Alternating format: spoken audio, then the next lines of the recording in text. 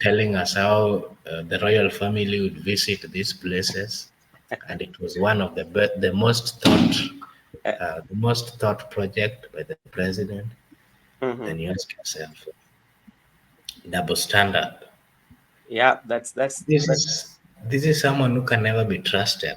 This is someone I just wonder how people would still be sycophants for someone like this. So unfortunate. but you know, one thing that you will agree with me, it's the nature of our politics, that how our politics is, you know, and it will take a whole generation to change the narrative of how we do our politics, you know, and make even the public know that politics is part of life and you have to participate in politics, and you're not going to participate by vying. You can participate by vying for a position, and also you can participate by shaping it through voting. You should not fail to vote, because if you don't vote, that is what is costing us to have uh, the kind of, maybe some leaders that we are seeing. Anyway, that maybe we might discuss it for another day. There's also one of the things that also, one of the headlines that also we feel we can have some say about the Kirima's land. The Kirima's land has been an issue in Kenya. Mm-hmm, It's estimated to be 1,000 acres, mm-hmm, and we are being told that more than 5,000 Kenyans are staying in that land, uh, of which most of them, not most of them, but all of them, either way, if they're not renting houses that has been built by people, they are they either bought and then they built their homes. mm-hmm, And from the news that we had, mm-hmm, most of them took loans from banks. Most of them, some of them are teachers. That is their pension after the retirement, and they used it to invest in homes. And then the Kirima family went to court, and they won the case. They were told that they would recover their 1,000 piece of land, 1,000 acres. And then now we ask ourselves, in Nairobi, someone would own 1,000 acres of land. How did this person acquire 1,000 acre piece of land in Nairobi? And this was a member of parliament, a former member of parliament. If you ask me, I think these are the people who grabbed land during the reigns of Moi, mm-hmm, simply because they had power. Because when I had Honorable Babu say that this person never really bought this land, that this land was grabbed. It was for one of Mzungus who from then fled the country. they say the Babu. I saw Babu Owino was saying the Mzungu is from Italy, yeah? And Yes, the son was in the country. yeah.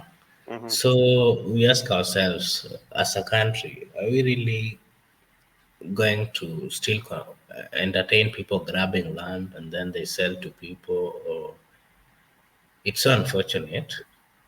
And for the government, it's a responsibility of every government to protect its citizens. If the government then knew that this land uh, for was not supposed to be sold to these people who bought it, Mm-hmm. then the people who issued title deeds, it is then their responsibility to compensate these people. Why would they then issue them with title deeds if they Yes. knew that the land was not had issues? And This is where the government did has they pay failed. the stamp duty? If they paid They the paid stamp duty, everything, the where land duties as well. yeah, because like the government should know that this land is for somebody, is a private land, and you end up issuing title deed on that private land. You know the people who actually, whether it was done through agency or there was a particular individual who was selling this land, that It guy should is be held responsible.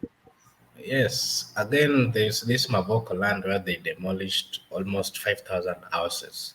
Hmm. And this Mavoko land, they say it's of Portland cement.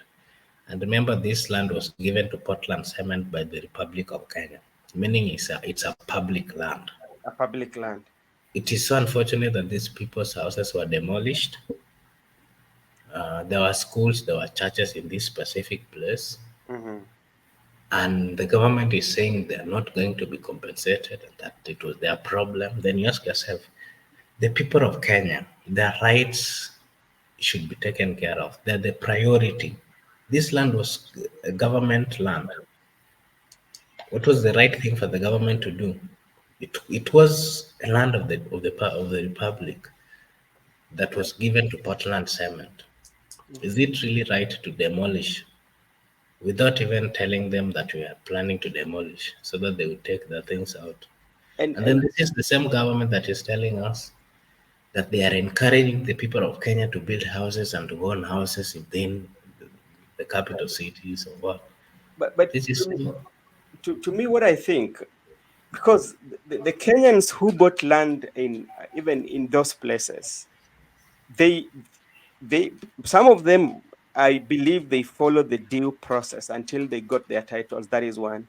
Secondly, there was somebody there selling that land, either through agency or through maybe or a private citizen, and they paid their stamp duty in government office. So there are people who should be held responsible.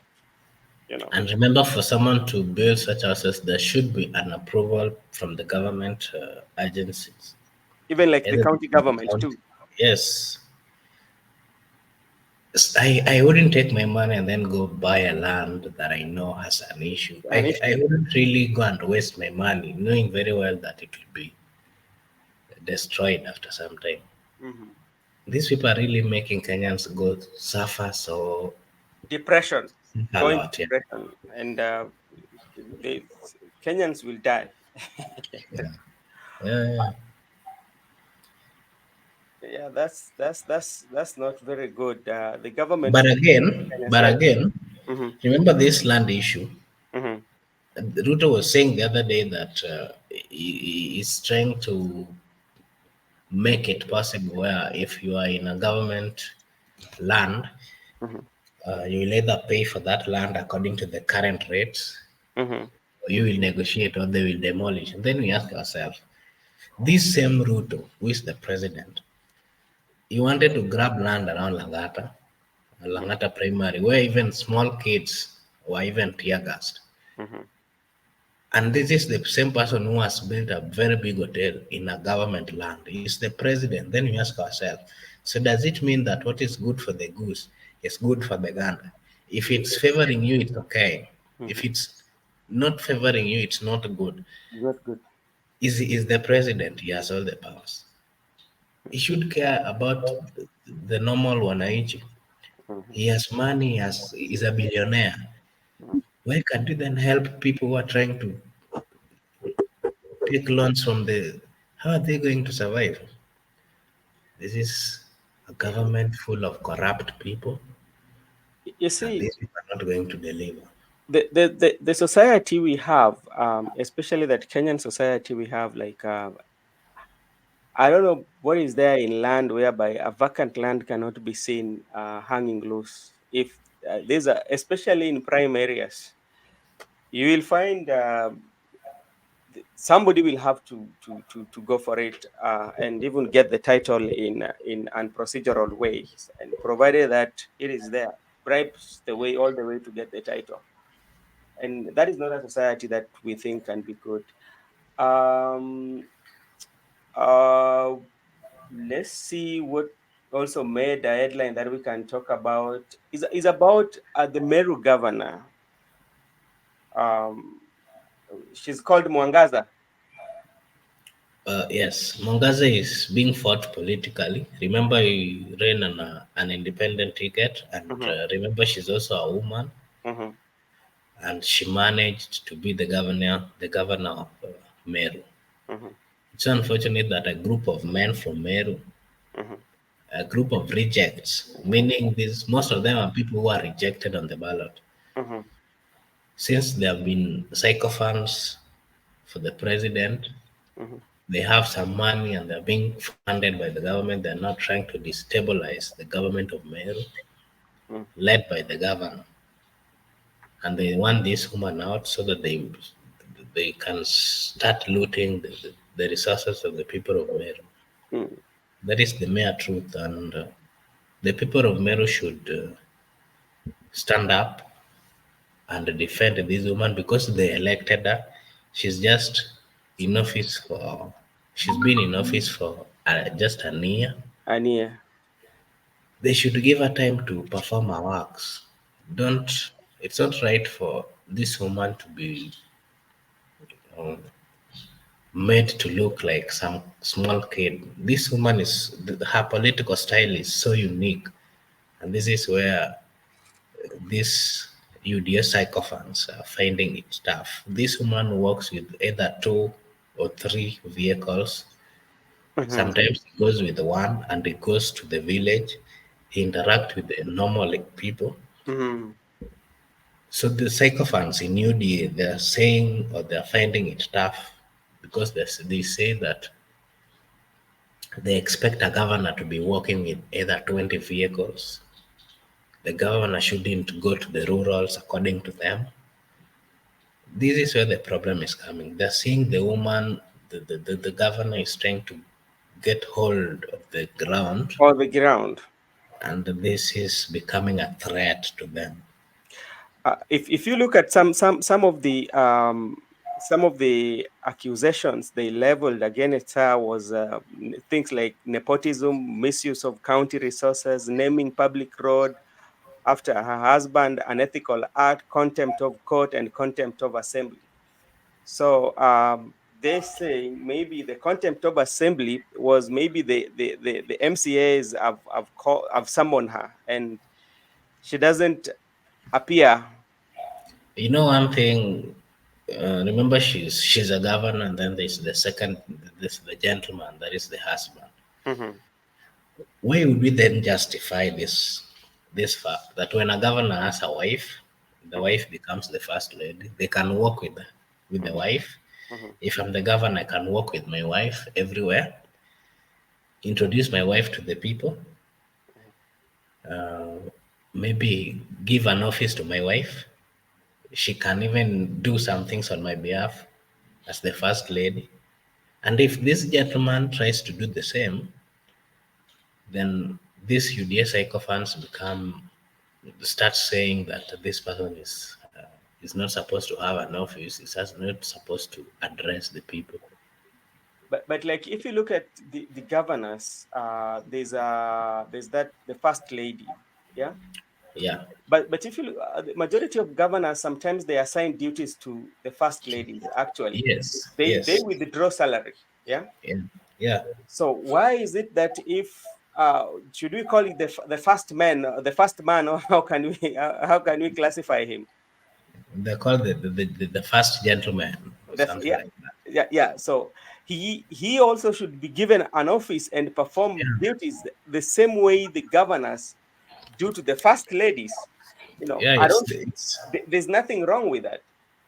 So these people are trying to negate that, and that is where the problem is coming because they're trying to sell this thinking that the man should simply stay away at all, as if the man is not married to the governor.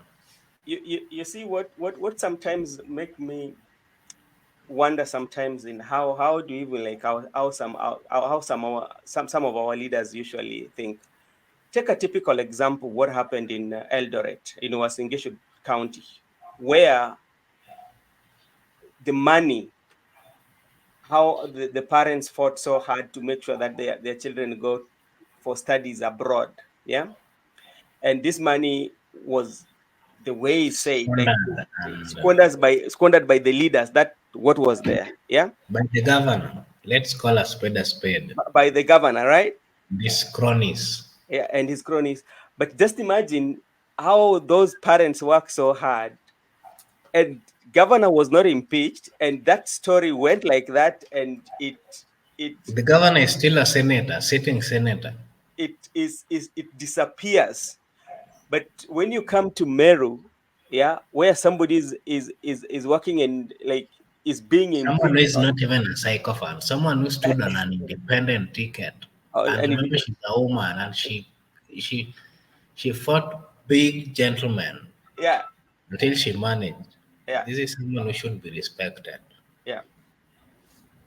And that's now what is happening. It tells like when you sit down and look at how like the way things are being viewed, there's money that is That is squandered being used.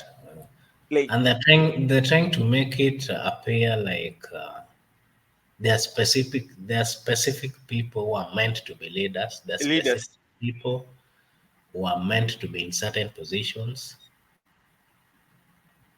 There are specific people who are entitled to squander wealth on Yeah. behalf of people. Hmm.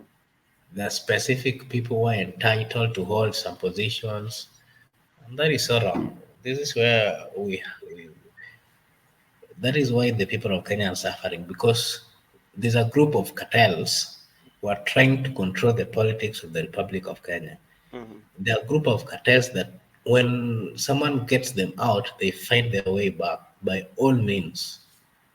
Yep. So look at the issue of Eldoret until today, and one thing that usually happens in Kenya that sometimes make us not to resolve the issues.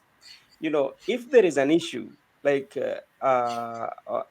even like the Mavoko demolition now come to the Kirima's land. Those are issues that touches on the national. Is the national issues that, yeah, touching on the Kenyan people, but it is usually politicized. Until it loses its meaning, and once it is politicized, it it it will end like that, and nothing is going to be done, and the Kenyans will suffer and suffer and suffer. Like right now, when you look at Mavoko, there's still politics in it. you know by the time um it will go for maybe 2 or 3 months, then the Kenyans will be left to fight for themselves. There will be no leadership over there to fight for them. Yes, yes, yes. It's so unfortunate. I think the people of Kenya should start seeing the truth, Mhm, and they should try to make the right decisions when it comes to electing leaders. We should elect people with integrity. mhm, We should elect people who have no corruption or things to do with corruption. We should elect people who are not greedy. We should elect people who are not swayed, who are not sycophants. mhm. That way, maybe we'll get the right things that we really I'm want. I'm waiting for that. I'm waiting for that day, or that year, or that crop of generation that will always vote um, great leaders. Um, Maybe before we wind up, there's this issue of we have the Sabina Chege issue. We have what happened today in yesterday in Nandi. We have the Maina Njenga issue in Mount Kenya that is also now becoming a threat. Yeah, Maina Njenga is becoming a threat in the mountain. Maybe is there something you can say about Maina Njenga with he has a meeting that is coming in is it 31st of December? I think it's the month of December this year in Nyeri, that they are going to talk of a kingpin issue. What can you say about that? The most there's high political voltage in the Mount Kenya region, and this is being brought by the fact that there is no we hold the issue of kingpinship is becoming an issue over there, Mhm, and everyone is fighting to get the king to be the kingpin or to get the majority support of the people of Mount Kenya. and the likes of Moses Kuria, the CS, His Excellency, the Deputy President, Mhm. Mainanjenga. Mhm.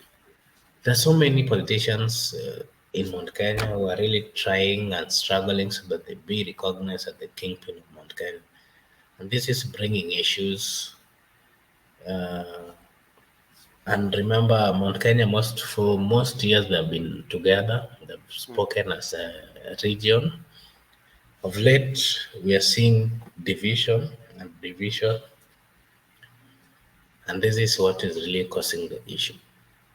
Majority of Mount Kenya, they feel some feel that the government is doing the right thing, and for that reason they are behind the deputy. But again, a section of people who are also in the government, they also think that the deputy is not really representing them the right way.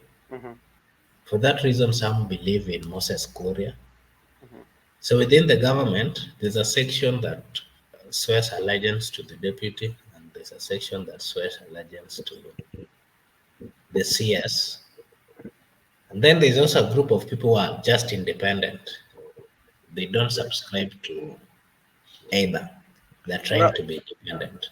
what about But again, the what about for the former president? Because remember when he was having his birthday, yeah, we saw several celebration in particular areas.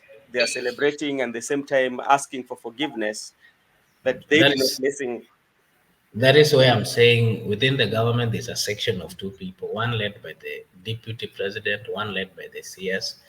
And again, out of the government, Mhm. Oru is still felt to be the kingpin. Mhm. So among the people who are loyal to Ouru, they're trying to support Maina Jenga to be the kingpin.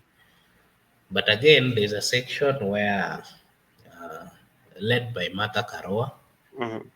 So out with the position, Ouru is there. Uh, Ouru is there, and Ouru is kind of it seemed to be supporting Maina Jenga, or is subscribing very well with him. And then there's Martha Karua. So the issue here is all these people are struggling to get the nod of the people, and they're trying their ways out. Mhm. They're trying to do it in a way that they understand best. So this is bringing issues whereby you find the DP is trying to kind of he has seen the wave that is coming, Mhm. and he has changed his language in Mount Kenya. He's trying to unite the people of Mount Kenya so that he would be supported. But again, there's some group that is trying to pull that, the likes of Korea. Mhm. So we are still going to expect more when it comes to Mount Kenya politics. It's still not going to settle. They're not going to settle down. Do you think this is the perfect time for Jubilee now to to revamp? You know, It because like is. yeah, because there's those squabbles and because like if you look at Mount Kenya, I think like with all the political parties that they have, I think Jubilee might be the strongest right now at its weakest point right now, but among the Mount in the Mount Kenya region, I think it might be the strongest in terms of our let's say our tribal political parties. You know. The truth of the matter is, in Mount Kenya, Uhuru Muigai Kenyatta, the former president of the Republic of Kenya, is still the man to be watched. He's still the kingpin. He has a majority of following, and again, most people never liked him when we were approaching the election. They have came back to their senses. They have seen that he really meant his words. They have seen that Uhuru really represented them and cared for their interest.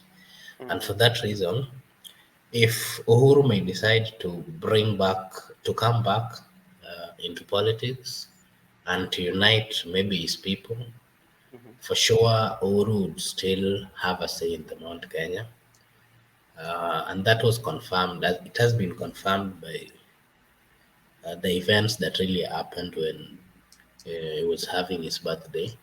Mhm. Remember, he hasn't been on the ground for quite some time. He's away from the country by now, and most of the counties within the Mount Kenya they took their time, their resources, and they celebrated his birthday in a style Mhm. that nobody really expected or saw coming, and they did it in a way. It was kind of a reconciliation birthday Yeah, where between between the him and people, his supporters, or between him and his people. yeah, and the people really said they were sorry. They Mhm. never really listened to him, and they were trying to promise that they would listen to him from now henceforth. And that was politically a major gain to the former president, and it confirms that he still has a grip in Mount Kenya. Yeah.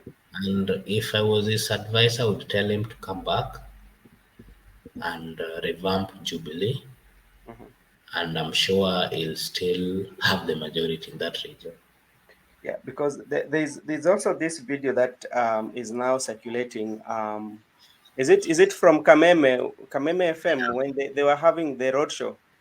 Yes, Kameme FM, and again, there has been some series of meetings Mm-hmm. led by Maina Njenga. Mm-hmm.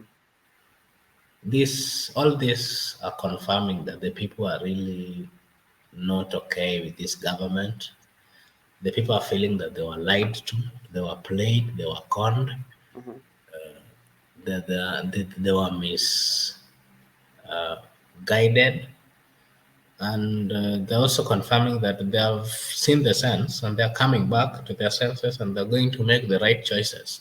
Remember, they were being asked whether, suppose maybe they were voting, they would vote for the UDA as a party. They said no, and they really resisted that. Mm. So, Mount Kenya politics is really going to change, and And there's also something that happened. Something that happened. I think is 2 days, if not 2 days, is maybe one day ago when the president, should I say, summoned Kiambu leaders, and two leaders were not present. The governor, His Excellency Matangi, and Wamushomba. that confirms to you that there's a group of people that they have started fearing associating themselves with the government, because whenever you associate with them, the people would view you as someone who is supporting the harsh environment that the president is trying to create. Mm-hmm. Yeah, so for their political survival, they have started seeing the sense. And I'm telling you, in 2027, if Uhuru comes back into politics, Mm-hmm. Jubilee would pick the majority of seats in the Mount Kenya. I think even before 20, hata kama bado ijafika 2027, nadhani kama watarudi, unajua, kwa sababu unajua nchi yetu ya Kenya kuna jambo moja, politics ya Kenya huwa iishi, election inaisha, And then politics picks up. politics picks up. So sisi wagatu ni nchi ya siasa tu mpaka siku ile tunapiga kura. So in Yeah. the meantime, I think like so many things are going to unfold, and and let's watch what is going to happen in Nyeri. And I don't know why even they chose the place to be Nyeri, because Nyeri is a home of. Because they want to show the DP that as much Mhm, as it's coming from that backyard, mhm, the people of Kenya are not really okay with their government, and they are not doing it the right way. So it's a confirmation that it's like it's like giving a slap at his face, and it's really going to happen. You should expect that the people of Nyeri will come out. This, I'm telling you, this government, even the people of Sugoi, the people of Nyeri, everyone is hurting. Hmm. Everyone has seen the light. Yeah. Everyone is rejecting this government, whether Hmm. you voted for them or not. So that is the truth of the matter. Okay, before we wind up, maybe we can talk about one or two things about what happened in Nandi yesterday. The royal family, we Yeah. never touched that. Okay. Remember the queen and the king and the queen are also come. Oh Are also yeah. By the way, the queen is coming to the country. Julius Malema of South Africa will not meet them. If Julius Malema, if they were going to South Africa, Julius Malema would not meet them. You know that. to me, Julius Malema is a dictator. I've never liked his politics. As much as he thinks or says that he respects the people of Africa, as Uh-huh. an African leader, Uh-huh. Julius Malema is someone who is very tribal, in my opinion. Uh-huh. Julius Malema is someone who he doesn't like people from other countries, and that is so wrong for a leader. As a leader, you know Julius Malema has been on this platform where he tells the people of South Africa to send away the people of Nigeria. The people, these are fellow Africans. Uh-huh. Fellow Africans should be accepted in Africa. Uh-huh. If a Nigeria goes to South Africa and then they start a business, that is not. How is that a problem to the people of South Africa? But I think he usually says that uh, he doesn't so much care about the Africans doing this, because I can remember when who this lady who was the prime minister by then, Theresa May. Yes. When Theresa May visited South Africa, he did not meet her. I think in quote he said he cannot meet the grandchild of colonizer. That's something that he said. It's that kind of thinking is I think it's the same as this one of the government of Kenya Kwanza, Uh-huh. because these people believed that Uhuru made or did so many things that Uhuru wasn't worthy to be greeted. The likes of His Excellency Raila did so great things that there are people. Remember, Mm-hmm. Gachagua said he would never even shake the hand of Raila, Mm-hmm. and he said it in front of people. That is sycophancy. That is people who are very greedy, Mm-hmm. and this kind of leadership should not be allowed in this kind of era.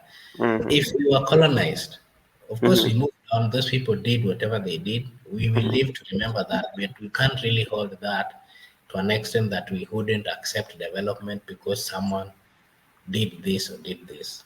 Mm-hmm. That is So so wrong. what are the goodies the prince is coming with? Mm, the king is visiting with the queen, Mm-hmm. and remember, Kenya is an extension of the British Empire, Mm-hmm. and we are also a member of the Commonwealth. Yes. Uh, so much of what we should expect from them is it's just the affirmation that they still recognize us as one of their colony.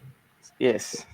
And remember, when it comes to business, I don't really think there are business or trade issues that are going to be discussed, Mm-hmm. because the king, the king is like the head of state of British. Mm-hmm. When issues of business were supposed to be discussed, then the prime minister would be Would involved. come. Yeah. So this is just a symbolic visit. Yeah. That just trying to show that Kenya is still one of the countries that maybe they value. And Mm-hmm. remember, this is the first trip that is making out of British Mm-hmm. and to Africa. And I think Kenya is a significant to them in one way or another, because remember the late Queen uh, also she started a reign, or she was appointed as the she started governing British when she was in the country when the dad died, Mm-hmm. and there's so many significant things that they really value here in Kenya. And again, remember they also have their British army Training over here, training at home here. Yes, so uh, we should really expect a few things. Uh, Maybe some conversations on issues to do with governance and how they will help in terms of governing and just things like that, Okay, and the relationship between the two countries. to make it strong. Yeah. Okay, wow, okay. Now we are almost winding up about the Cherargei and Murkomen at the back. Cherargei is one of a local politician in Kenya who believes that the people who should only benefit in this republic is people from his tribe. Yeah. There is the Cherargei and the deputy president, they fall in the same category. Cherargei is someone who is just trying to defend his people, whether he doesn't care the kind of language that he uses.